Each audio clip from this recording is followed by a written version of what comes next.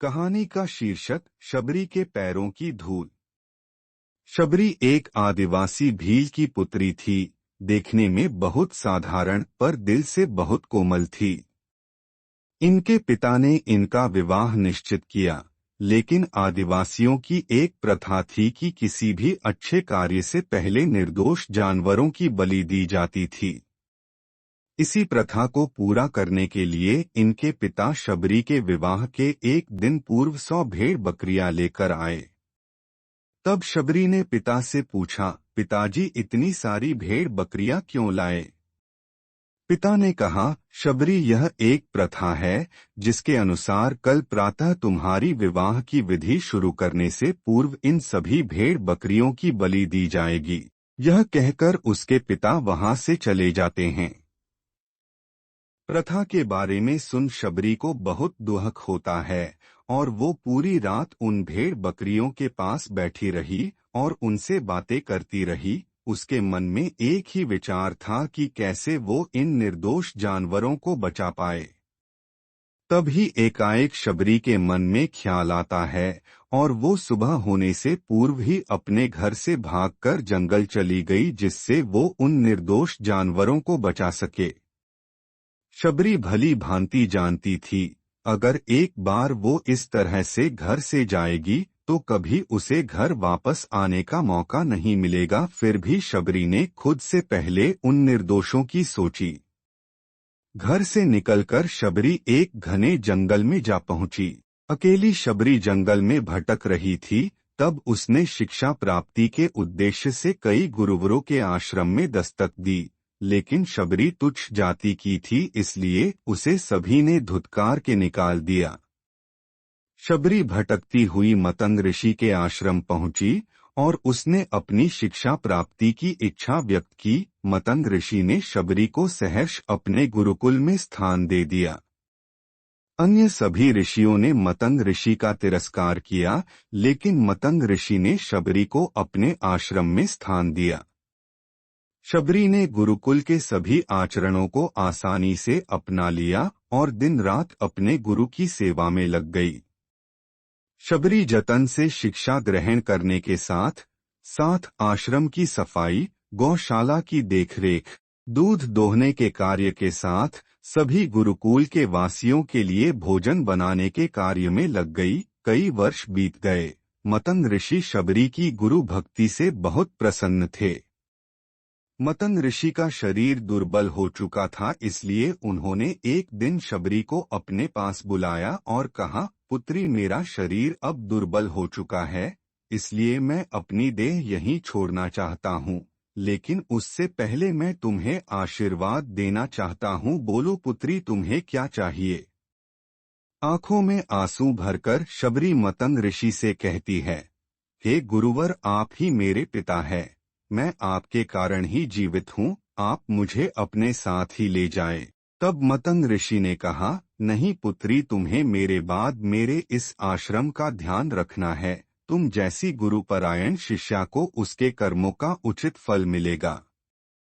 एक दिन भगवान राम तुमसे मिलने यहाँ आएंगे और उस दिन तुम्हारा उद्धार होगा और तुम्हें मोक्ष की प्राप्ति होगी। इतना कहकर मतंग ऋषि अपनी देह त्याग कर समाधि ले लेते हैं।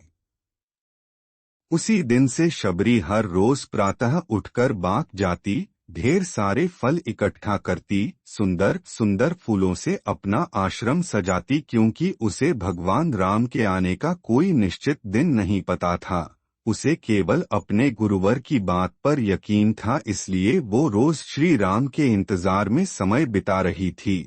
वो रोजाना यही कार्य करती थी। एक दिन शबरी आश्रम के पास के तालाब में जल लेने गई। वही पास में एक ऋषि तपस्या में लीन थे। जब उन्होंने शबरी को जल लेते देखा तो उसे अछूत कहकर उस पर एक पत्थर फेंक कर मारा और उसकी चोट से बहते रक्त की एक बूंद से तालाब का सारा पानी रक्त में बदल गया। यह देखकर संत शबरी को बुरा भला और पापी कहकर चिल्लाने लगा। शबरी रोती हुई अपने आश्रम में चली गई। उसके जाने के बाद ऋषि फिर से तप करने लगा। उसने बहुत से जतन किए, लेकिन वो तालाब में भरे रक्त को जल नहीं बना पाया। उसमें गंगा, यमुना सभी पवित्र नदियों का जल डाला गया, लेकिन रक्त जल में नहीं बदला। कई वर्षों बाद जब भगवान राम सीता की खोज में वहां आए, तब वहां के लोगों ने भगवान राम को बुलाया और आग्रह किया कि वे अपने चरणों के स्पर्श से इस तालाब के रक्त को पुनः जल में बदल दें। राम उनकी बात सुनकर तालाब के रक्त को चरणों से स्पर्श करते हैं, लेकिन कुछ नहीं होता। ऋषि उन्हें जो जो करने बोलते हैं वे सभी करते हैं, लेकिन रक्त जल में नहीं बदला। तब राम ऋषि से पूछते हैं, हे ऋषिवर, मुझे इस तालाब का इतिहास बताए। तब ऋषि उन्हें शबरी और तालाब की पूरी कथा बताते हैं और कहते हैं, हे भगवान, यह जल उसी शूद्र शबरी के कारण अपवित्र हुआ है। तब भगवान राम दुखी होकर कहा, हे गुरुवर, यह रक्त उस देवी शबरी का नहीं, मेरे हृदय का है, जिसे तुमने अपने अपशब्दों से घायल किया है। भगवान राम ऋषि से आग्रह करते हैं कि मुझे देवी शबरी से मिलना है। तब शबरी को बुलावा भेजा जाता है। राम का नाम सुनते ही शबरी दौड़ी चली आती हैं।